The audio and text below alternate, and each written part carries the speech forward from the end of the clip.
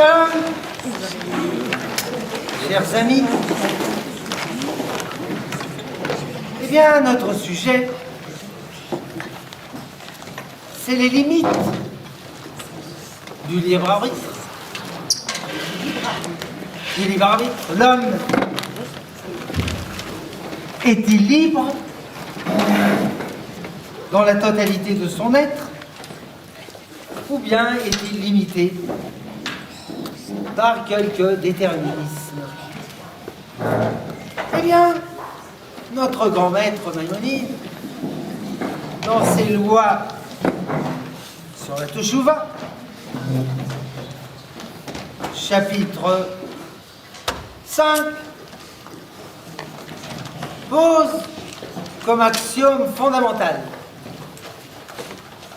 de toute la Torah et de toute la moralité humaine le libre arbitre.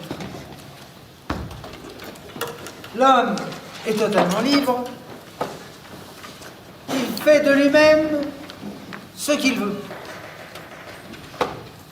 S'il veut, il peut être injuste, un tzaddik. S'il veut, il peut être un méchant. Comme il est écrit dans la Torah, preuve à l'appui assez imprévue, et voici, dit Dieu, après que l'homme ait mangé de l'arbre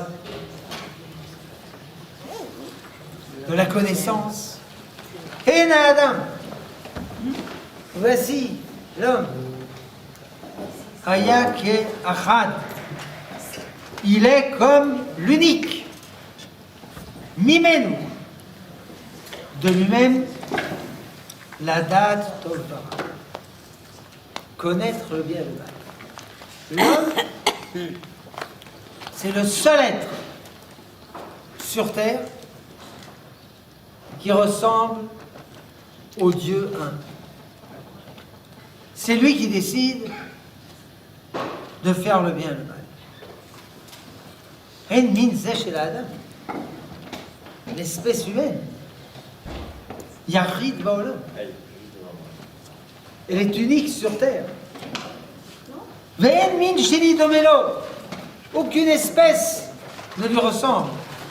Bazeh ha'inyan, dans ce domaine, chez Hu me'atzmo bedato ve'machshavto, lui, de lui-même, de sa pensée et de son être, Yodea Tov Hara, il sait ce qui est bien et ce qui est mal.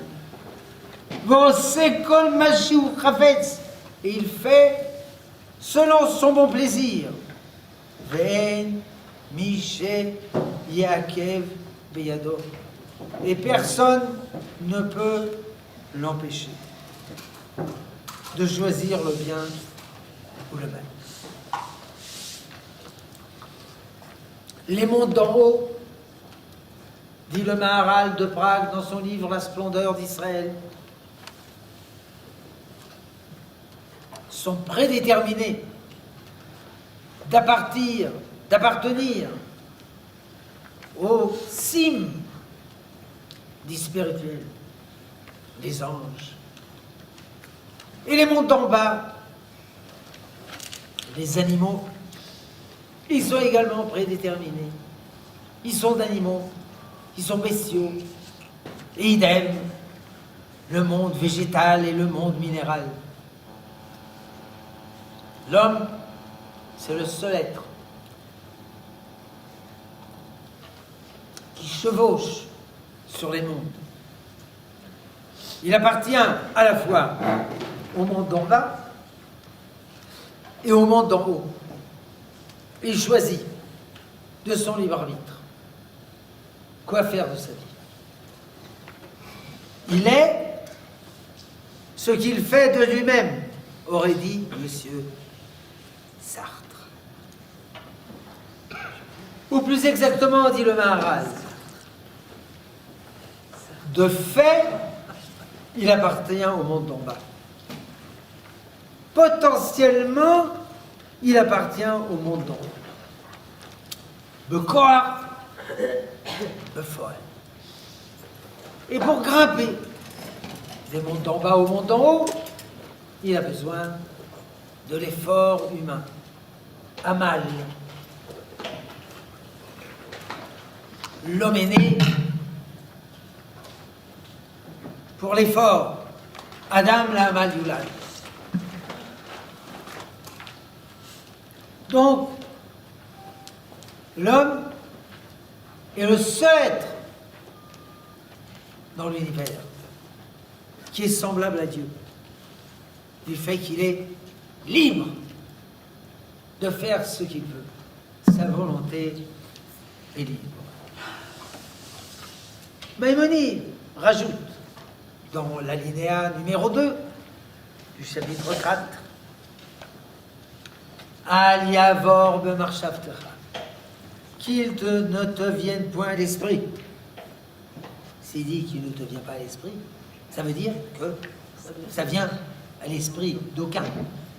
Davarze, chez Omrim, cette affirmation qui sort de la bouche, tipché ou mot haolam, des imbéciles des nations, Verov et la majorité, Golmé, Béné Israël, des ignares du peuple juif. שהקדוש ברוך הוא גוזר על האדם מתחילת בריאתו להיות צדיק או רשע. Que Dieu décide au départ si un tel sera juste ou méchant. En effet, là, le christianisme orthodoxe considère qu'il n'y a pas de libre arbitre. Et il en est de même de l'islam orthodoxe, à savoir ce qui s'appelle la Ash'ariyya, non pas Mu'atalaz. Mais Mu'atalaz, c'est une fraction négligeable. Qu'est-ce que c'est ça? C'est des espèces de musulmans à la gomme arabique. Alors, l'homme est accablé par le fatalisme. Mektoub. Ah là, vous avez compris. Tout est Mektoub. Et puisque tout est Mektoub, pourquoi se fatiguer? Tu te fatigues. Tu te fatigues pas. C'est la même chose. Ça s'appelle l'argument paresseux de la théologie fataliste. Tu travailles pas, tu gagnes la même chose. Tu fumes des cigarettes, tu fumes pas, tu meurs la même chose. Alors, fumons. Mais nous disons non. L'homme est libre. Kol adam yachol להיות צדיק comme Moshe Rabbeinu. Chaque être peut être juste, un tzaddik comme Moshe Rabbeinu. Il n'a pas dit un prophète comme Moshe Rabbeinu. Il n'a pas dit un sage comme Moshe Rabbeinu. Il a dit un juste comme Moshe Rabbeinu. Juste, ça dépend des circonstances et de l'entourage, etc. Oh, rachat, que Yeravam, un méchant comme Jéroboam. Ça dépend de lui. Au Racham, au Sachal, ou bien un sage, ou bien un imbécile. Au Rahman, ou un miséricordieux, au Arzari, ou un cruel, au Kilaï, ou un avaricieux, au Shoah, ou un généreux. Il en est de même pour les autres vertus. Autrement dit, d'après Maïmonide, et c'est pas seulement son opinion, l'homme est libre, non seulement quant à ses actes, et ses comportements, il est également libre quant à ses valeurs intérieures, quant à ses vertus, quant à ses, qu'on appelle en hébreu midot. Il peut les forger, il peut forger son être. On n'a pas dit que c'était facile, mais sur Terre, rien n'est facile. Si vous cherchez des mondes faciles, sur la Lune peut-être. De Gaulle disait à d'autres la facilité. Qui dit De Gaulle disait à l'autre la facilité. Allons enfants,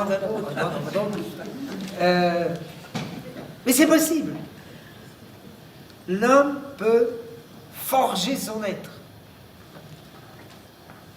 Et effectivement, Maïmonide, dans son traité des vertus et le Rodéot, explique effectivement qu'un homme peut modifier la contexture intérieure de son être. Non seulement il peut, il doit. Comme disait le philosophe Kant, tu dois, donc tu peux. Tu dois, donc tu peux. Et celui qui veut, peut. Verville, d'Erkan. C'est comme ça qu'on dit en Bosch. Verville, celui qui veut. Ça dépend de l'effort humain. L'homme peut devenir l'être le plus vil sur Terre, et il peut devenir l'homme le plus juste sur Terre. Parfois on nous dit, voilà, ce grand rabbin, tout à coup, blablabla, blablabla. Vous connaissez la suite. Mais vous êtes tombé de la dernière pluie. Vous n'avez pas lu l'histoire de Korach, qui était un grand sage, avec l'Esprit Saint, roi Hakodesh. Il a craqué.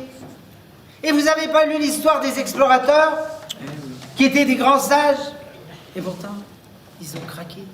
Et vous n'avez pas lu l'histoire de Hanania ben Assour, qui était un vrai prophète à l'époque de Jérémie, et qui est devenu un prophète. Et vous n'avez pas lu l'histoire de Jéroboam, qui était le plus grand sage du peuple juif. En fin de compte, il a été intronisé par un prophète. Il a dégringolé dans les affres de l'impiété. Et vous n'avez pas rencontré, vous ne connaissez pas Yochanan, Kohen Gadol, grand prêtre, 80 ans, et il est devenu sadducéen. Et vous ne connaissez pas Elisha ben Abouya, Acher, qui était le plus grand sage du peuple juif. Vous ne connaissez pas, vous n'avez rien perdu. Et qui est devenu un être impie et hérétique.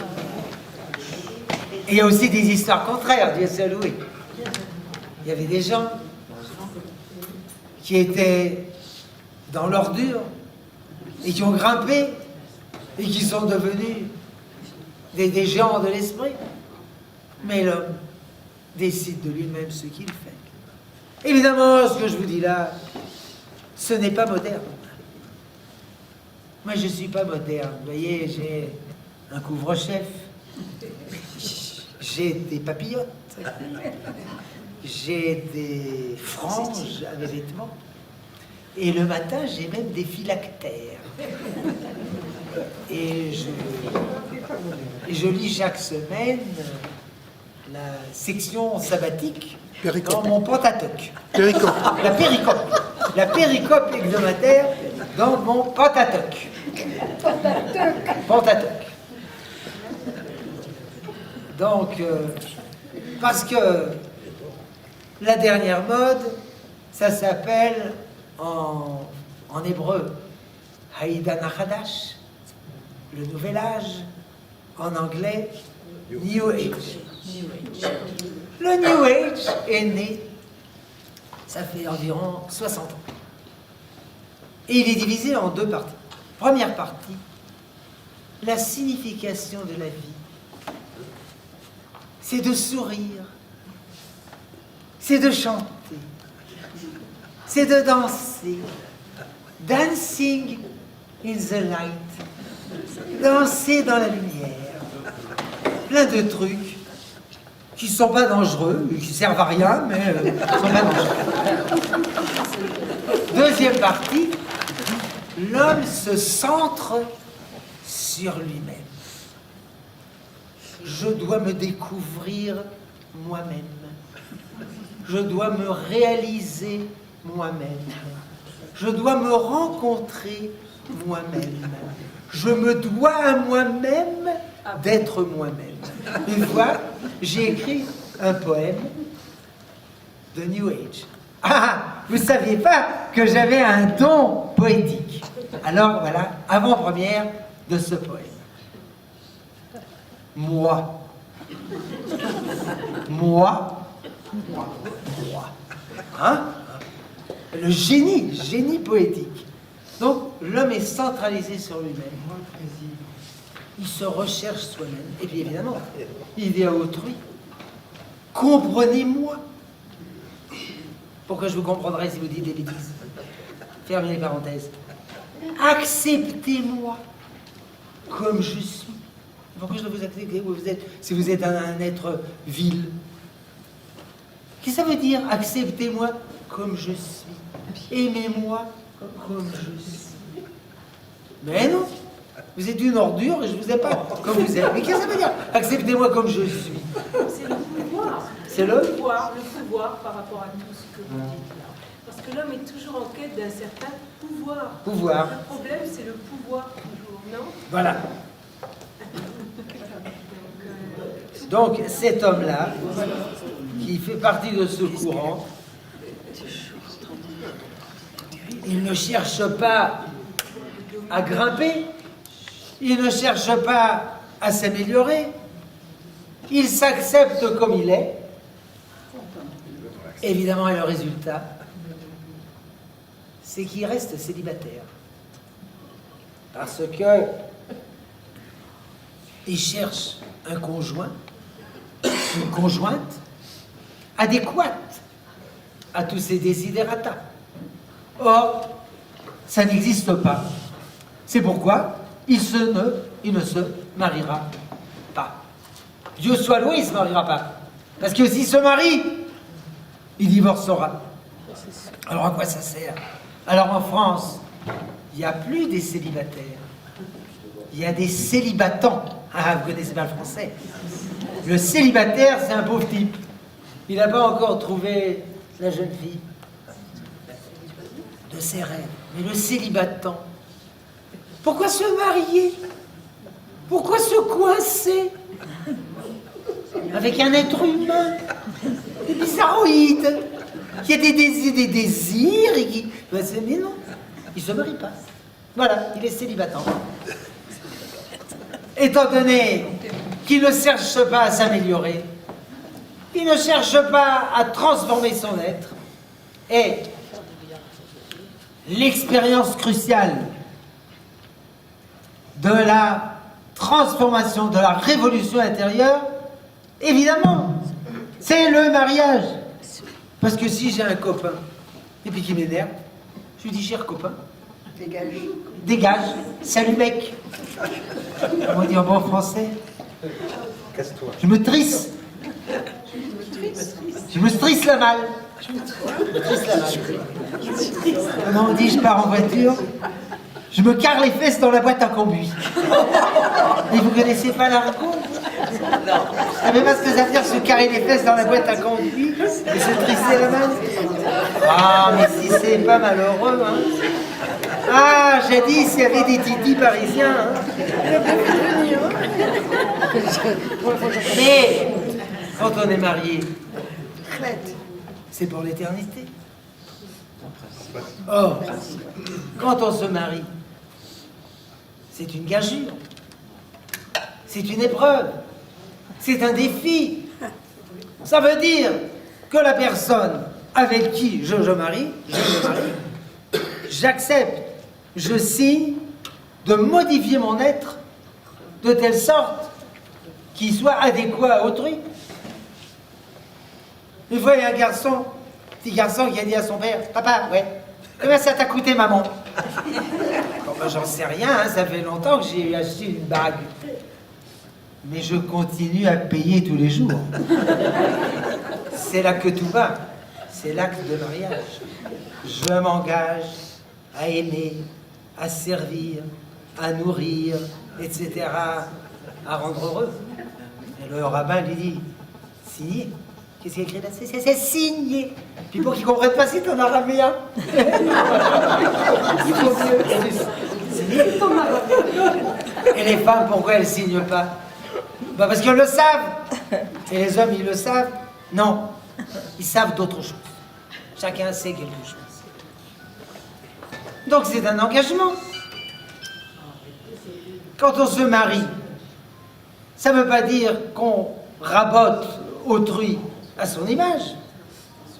On fait effort sur sa personnalité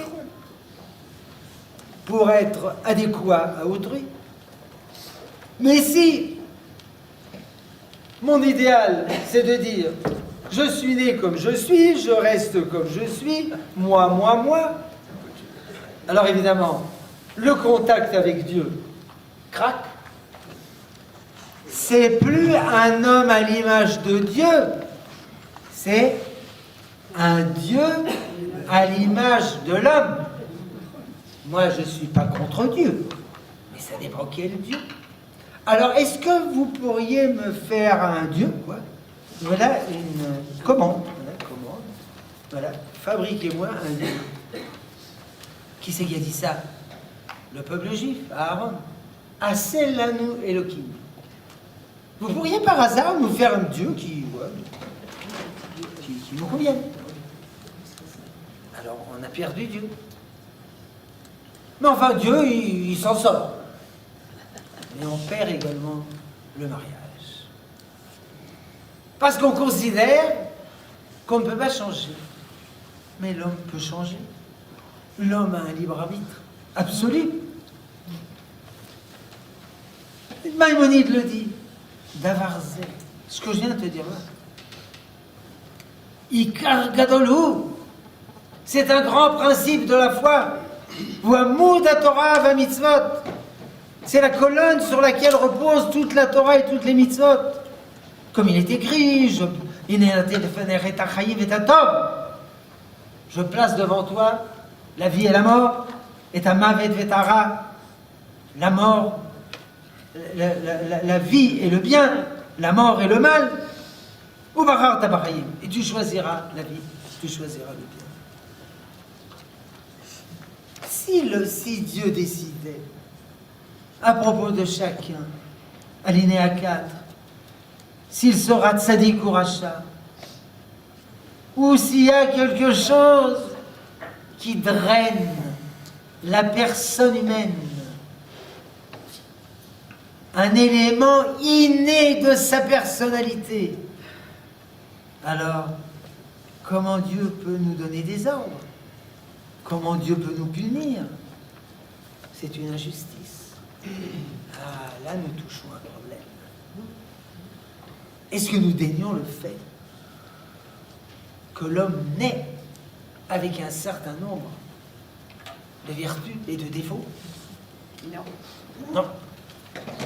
Est-ce que les facultés humaines, elles sont acquises ou bien innées?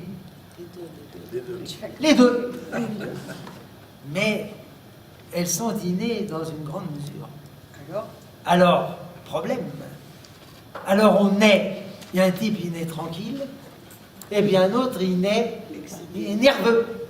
Et un autre, il naît en mettant son nez partout, et un autre, il est réservé. Et un autre, il est égoïste, mais c'est comme ça qu'on naît. Et dans une certaine mesure, c'est comme ça qu'on est forgé par ses parents. Et alors quand on a 1 an, 2 ans, on n'est pas en mesure d'avoir un esprit critique et réflexif. Et quand on s'en aperçoit, c'est déjà tard. Donc l'homme naît avec un certain nombre de facultés intérieures qu'il hérite de ses parents, ou parfois qu'il hérite du complexe familial, ses frères, ses sœurs, etc. Alors, s'il en est ainsi, l'homme est déterminé. Mais non, ça, toutes ces facultés intérieures, nous ne les dénions point. Mais ce n'est pas autre chose qu'un défi. Ce n'est pas autre chose, c'est comme ça qu'on appelle un défi. Ou nos sages appellent ça Nisayon.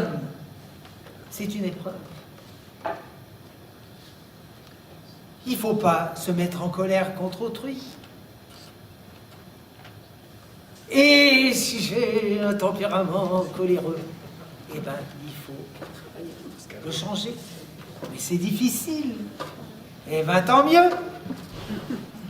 C'est la phrase finale du traité des principes, Pirkei-Avot. Le fum Sahara agra. Le salaire, c'est selon l'effort. C'est pas comme ça qu'on donne des notes à l'école. Les notes à l'école, elles sont résultatives. Elles ne sont pas relatives à l'effort. Et c'est injuste. Il y a une mère qui vient avec une petite fille de 9 ans. Pourquoi vous pleurez, jeune damoiselle? Elle me dit, voilà, regardez, son bulletin. Un bulletin. Fait beaucoup d'efforts, mais résultat médiocre. Note 4. Alors la mère me dit, qu'est-ce qu'on veut d'elle, puisqu'elle fait beaucoup d'efforts? J'ai repris un papier, j'ai noté, résultat médiocre, fait beaucoup d'efforts, note 10. Elle me dit, c'est la part de qui? C'est la part de Dieu. Je le connais. J'ai lu la Torah. Ce que Dieu estime, c'est l'effort. C'est pas toujours les résultats. Anecdote dont je me souviens maintenant. Dans un institut avancé pour jeunes filles appelé Ulpena, le directeur avait l'habitude d'inviter à chaque néomini, en hébreu, un rabbin d'envergure afin de tenir des propos édificateurs. Mais ce jour-là, les jeunes filles en question ont été époustouflées de voir sur l'estrade un homme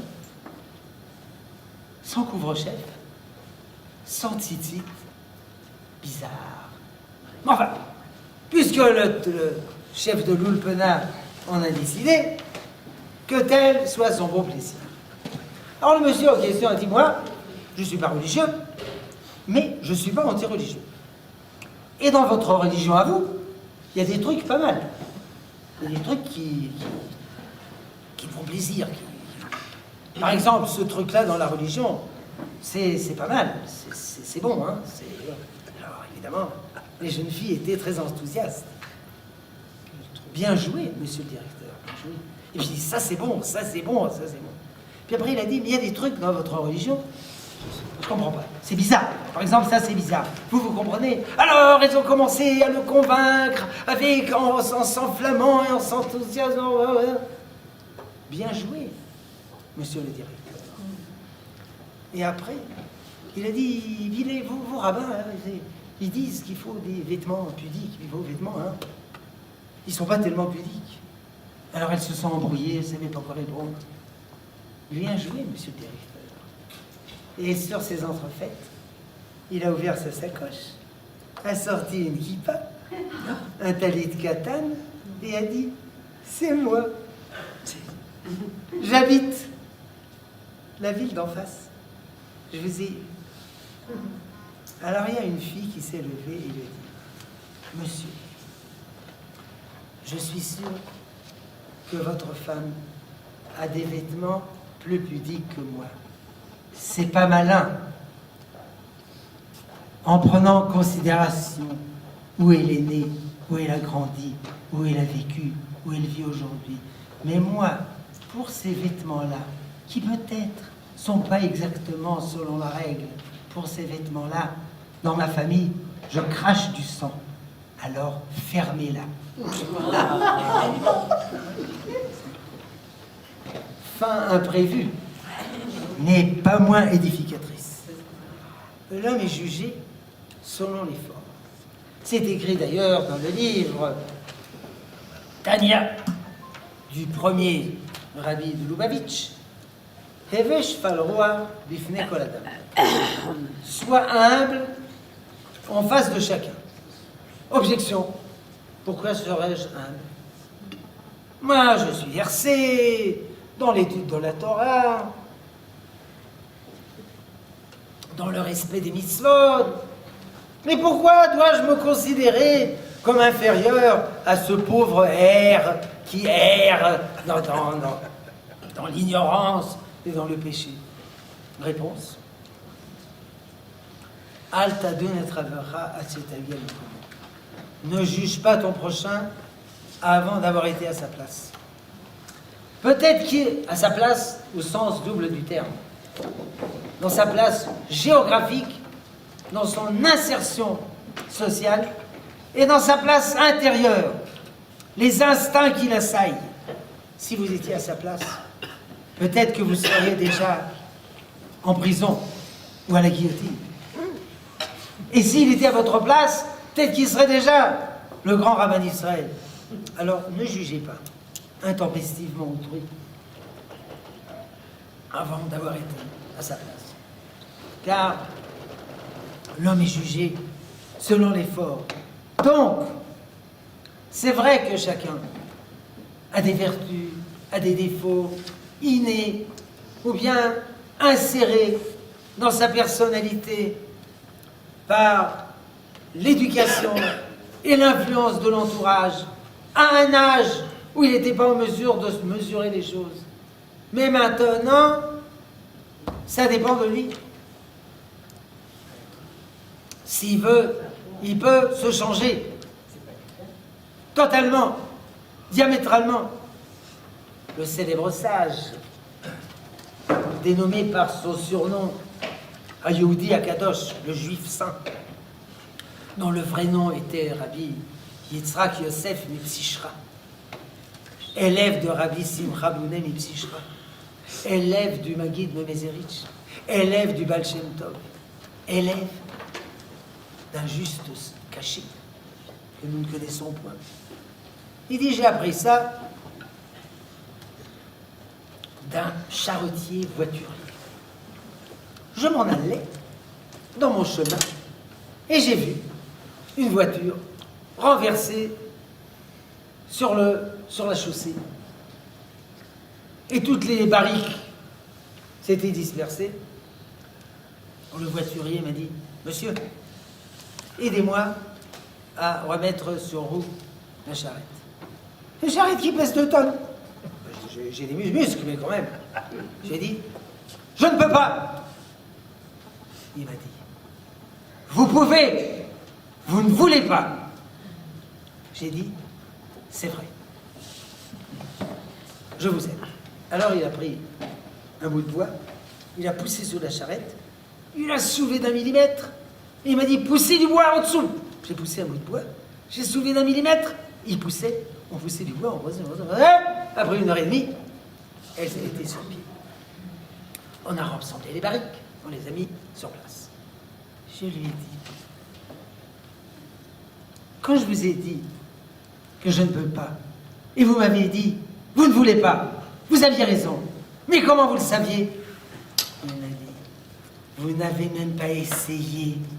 Alors comment vous savez que vous ne pouvez pas? Comme dans les magasins de jouets, il y a un petit trou, puis il y a écrit « Try me », essaye-moi. Nous ne contestons point que parfois, il y a vraiment de grandes difficultés pour l'homme à se changer. C'est vrai. C'est vrai. Parfois, ça a l'air vraiment impossible. Le Rav Kook en parle dans son livre Orot HaTshuva. les lumières de la Teshuvah. Les lumières de la Teshuvah.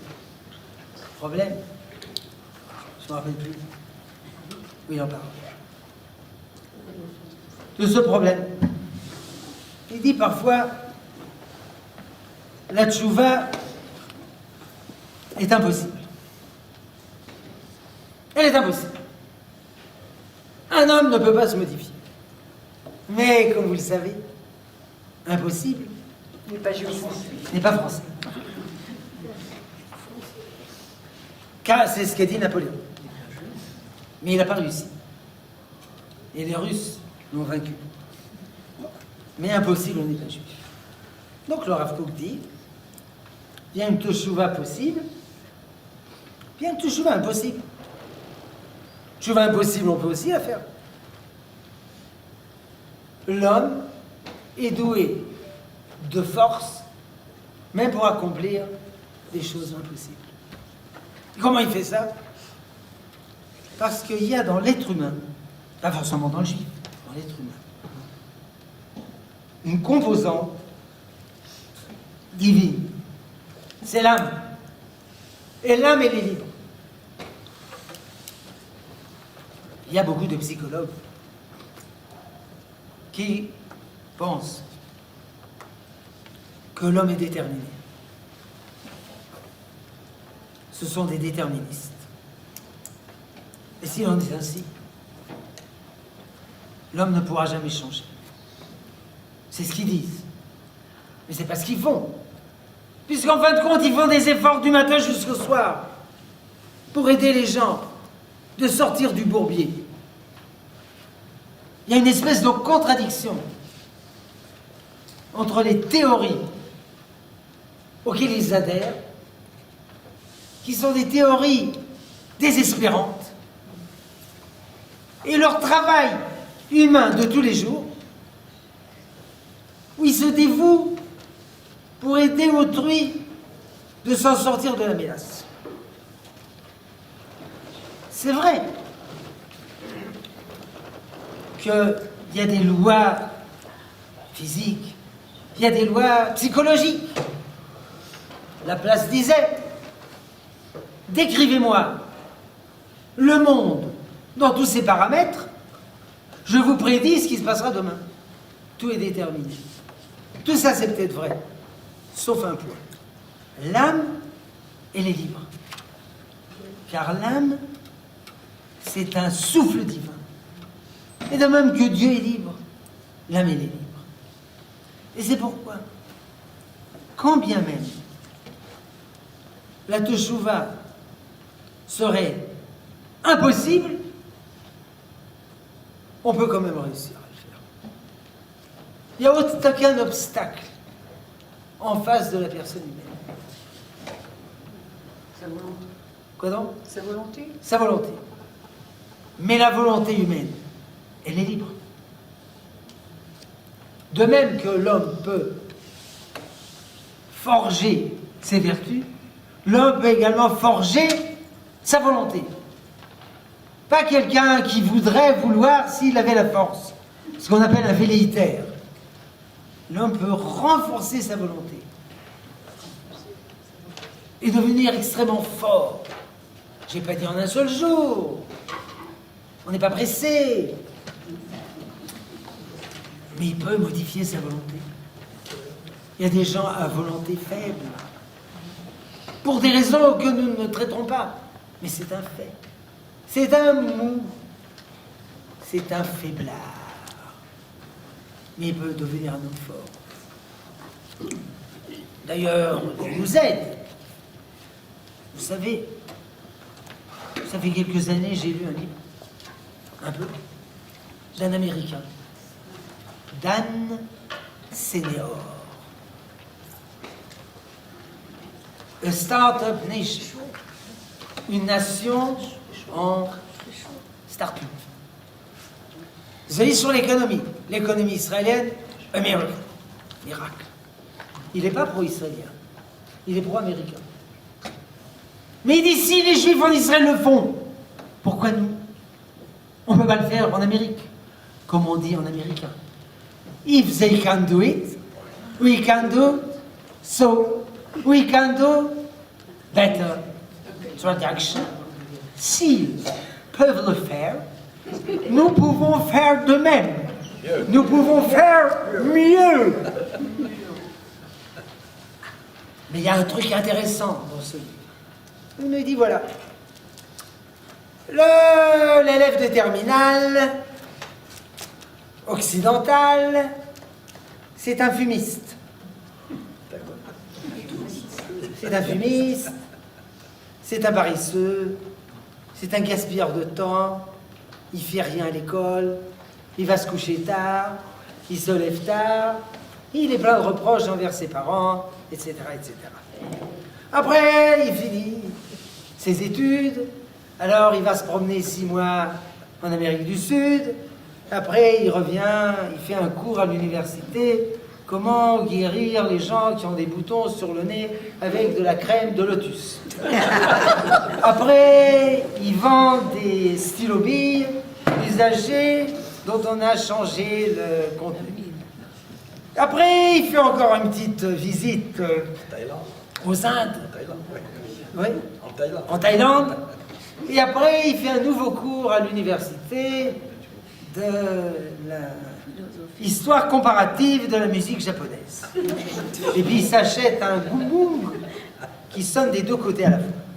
Après, il vend des bouteilles avec, sur l'écran, il y a écrit mango, mais il n'y a pas de mango.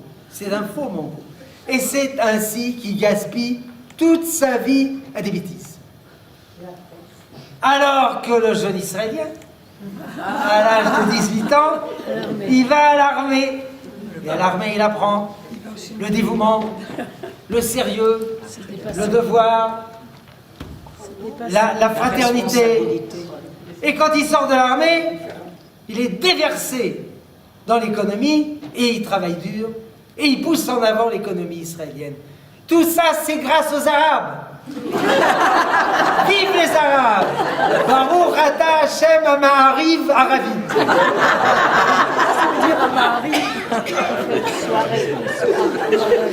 C'est un jeu de mots.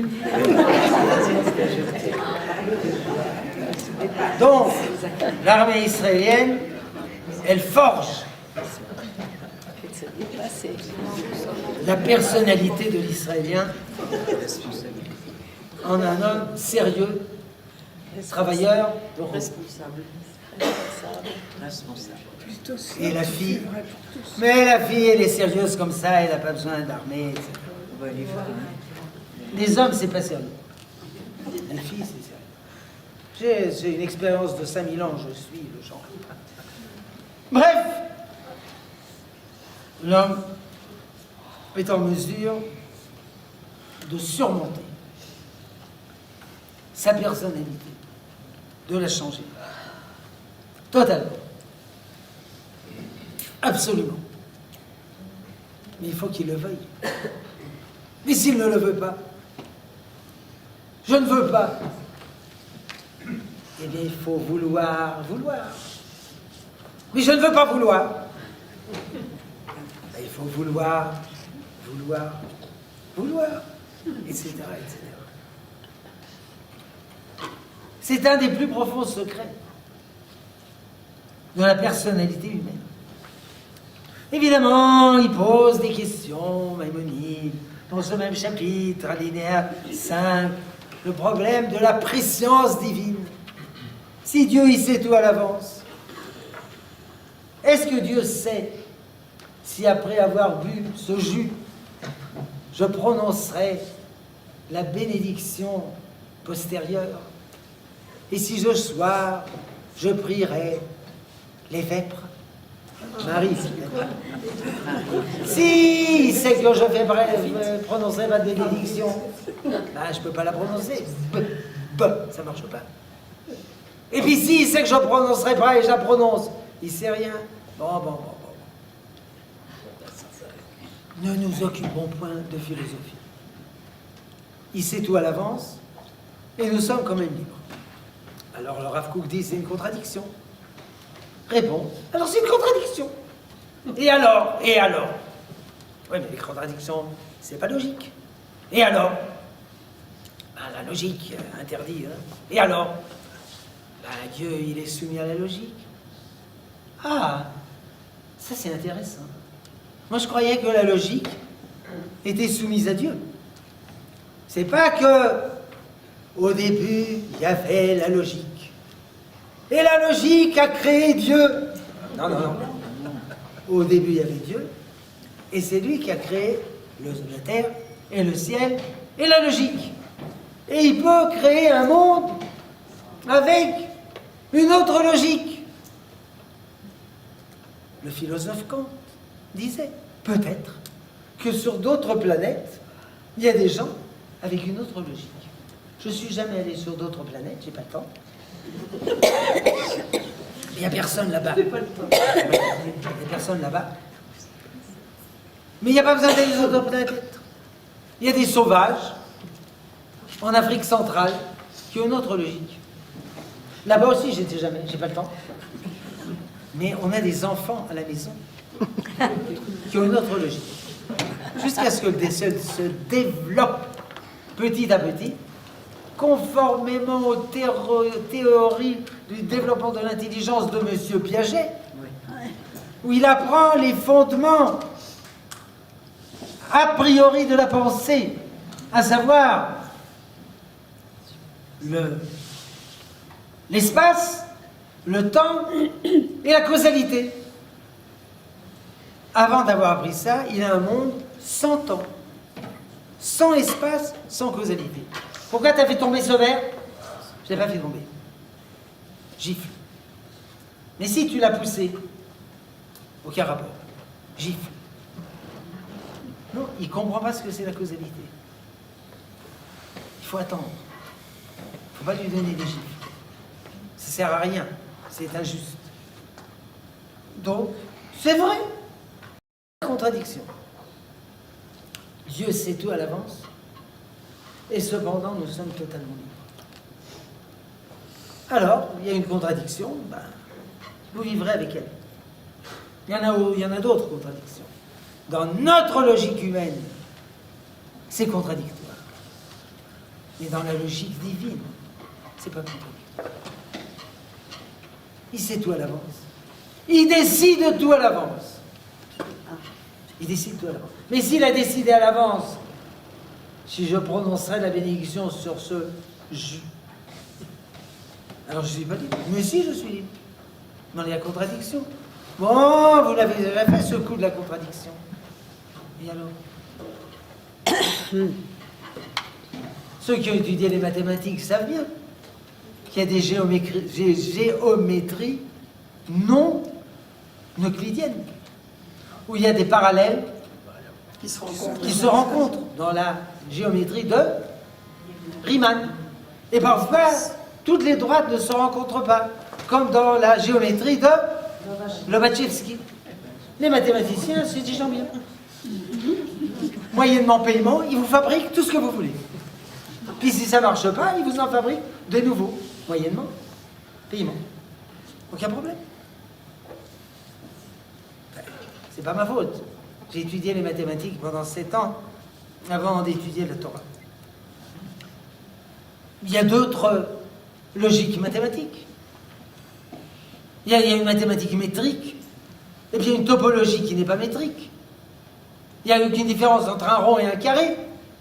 C'est du chewing-gum. Il y a des mathématiques comme ça aussi. Donc, c'est vrai. C'est une gageure pour la logique humaine, mais pas pour la logique divine. Dieu sait tout à l'avance. Dieu détermine tout à l'avance. Mais nous sommes quand même libres.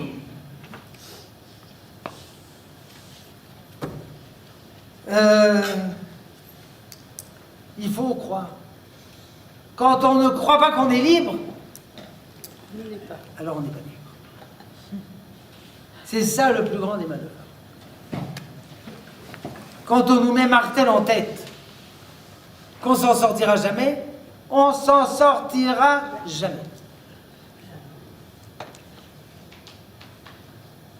Il y a un type il est revenu à la maison, dans la petite hutte, après de longues pérégrinations, de longs malheurs et des années de prison. Il a ouvert la porte et il a dit « Bonsoir, oncle Jean. » Cet oncle Jean, c'est une ordure. Il a chaque fois dit à l'enfant « Tu finiras sur l'échafaud, tu finiras sur l'échafaud. » Prévert. Prévert. Prévert, 2 points. Il a allumé une cigarette, il a étranglé l'oncle Jean et il a fini sur l'échafaud. Grésillard. L'oncle Grésillard. L'oncle Grésillard, et il a Sur fini l'échafaud à Quimper. sur l'échafaud à Quimper. À Quimper. Quimper. Évidemment, histoire contraire. Il y avait un petit garçon en classe de 11e et la maîtresse d'école aimait, comment ça s'appelle, les examens psychotechniques. Comment ça s'appelle? Oui. Une fois par semaine, pour vérifier les progrès des enfants. Il dit, dis-moi, je regardais la feuille, j'y comprenais rien, comme on dit en bon français, piche que dalle. J'en restais muet, prostré devant le papier, j'entendais les autres enfants bouger la feuille, ils bougeaient, moi, je lui ai rendu une feuille vide. Il m'a regardé d'un regard qui signifiait imbécile. Et j'en ai conclu que j'étais un imbécile. Parce qu'à cet âge-là, un enfant pense de lui-même ce que l'entourage pense de lui. Après, il va à un groupe de réflexion de soi-même, à travers soi-même, sur soi-même, etc. Mais pas à cet âge-là. Donc j'ai pensé que j'étais un imbécile. Et étant un imbécile, mes résultats, c'était des résultats imbéciles. Donc il y avait une harmonie extraordinaire. La maîtresse pense que je suis un imbécile. Je satisfais à ses aspirations en pensant que je suis un imbécile. Et mes résultats sont des résultats d'imbécile. Voilà. Harmonie, et c'est moi qui payais les pots cassés. 11e, 10e idem, 9e idem, 8e, nouvelle maîtresse qui m'a envoyé un message, t'es doué, t'es surdoué. Et depuis ce jour-là, je suis devenu doué. Et j'ai réussi en tout. Et je ne savais pas pourquoi. Mais c'est impossible. Comment je peux avoir 10, 10, 10, 10, puisque je suis un imbécile. Après, j'ai trouvé une explication. C'est parce que toujours j'allais me coucher tard. Puis cette année, ma mère, elle en a eu marre. Elle m'a dit, tu vas te coucher tôt. Ça a sonné à cause de ça. Grâce à cette maîtresse d'école, je suis de ce côté de la table et pas de l'autre côté en balayant la salle. Professeur Stirner, directeur de l'association des psychologues américains. C'est grâce à cette maîtresse, je l'aimais tellement que je leur ai proposé de se marier avec elle. Malheureusement, indépendamment du décalage d'âge pénible, elle était déjà mariée, alors je ne voulais pas l'embarrasser. Donc je ne lui ai pas proposé, à l'âge de 10 ans, de se marier avec elle. Mais elle lui a dit, tu réussiras. Il a réussi. Dans les usines, il y a des accidents d'usine, accidents de travail, pénibles, difficiles, les gens sont blessés, morts, et il y a des pertes d'argent pour l'usine. Alors il y a des recherches psychologiques. Quels sont les groupes d'ouvriers qui sont les plus susceptibles d'accidents de travail? Réponse, ceux qui pensent qu'ils auront un accident de travail. Puisqu'il n'importe comment, il doit avoir un accident de travail. Alors mieux vaut l'avoir le plus vite possible, puis s'en débarrasser. C'est ce qu'on appelle la parabole du pot cassé. Il n'y a plus d'eau à boire. Alors la petite fille dit, je prends la cruche, je vais à la source. Tu veux casser la cruche? Casse la cruche. Hier, t'as cassé une cruche. Avant-hier, t'as cassé 2 cruches. Tu veux casser encore une cruche? Va casser une cruche. Je la casserai pas. Mais si, tu la casseras, la cruche. Va à la source. Casser la cruche. Elle revient pas. On ouvre la porte. Elle est à la main. Les débris de cruche. Vous voyez, selon l'ancienneté de cette histoire que c'est un vieux problème. Alors, quand on pense qu'on ne réussira pas, on ne réussira pas. Et quand on pense qu'on réussira, on réussira. Il faut avoir foi en soi-même. Il ne suffit pas d'avoir une notion théorique que l'homme est libre. Il faut avoir foi en soi-même, à savoir en la force innée de l'âme qui réside en la personne humaine.